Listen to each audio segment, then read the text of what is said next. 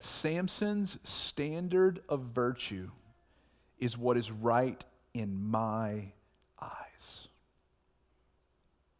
Here's what I want you to think about.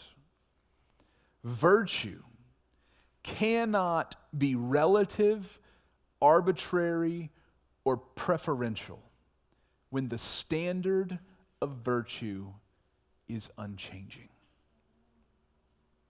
Virtue cannot be relative, arbitrary, or preferential when the standard of virtue is unchanging.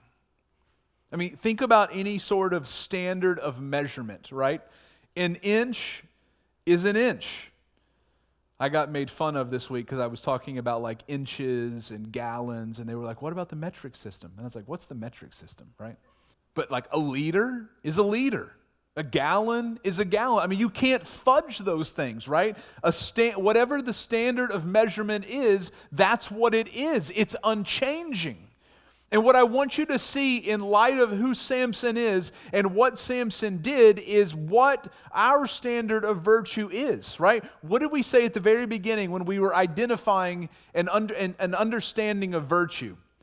That God's character equals moral excellence. And look at what some of the Old Testament says about God. God says this about his very self in Malachi 3:6. He says, "For I, the Lord, do not change." Now, what he's primarily talking about there is his character. That God's character cannot change.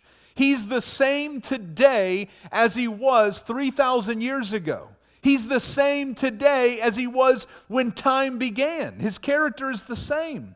Look at Psalm 102, verses 25 through 27.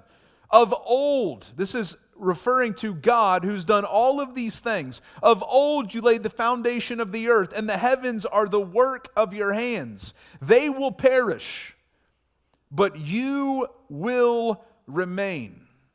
So everything else is going to fade away. Everything else is going to end. But God will never end. He will never change.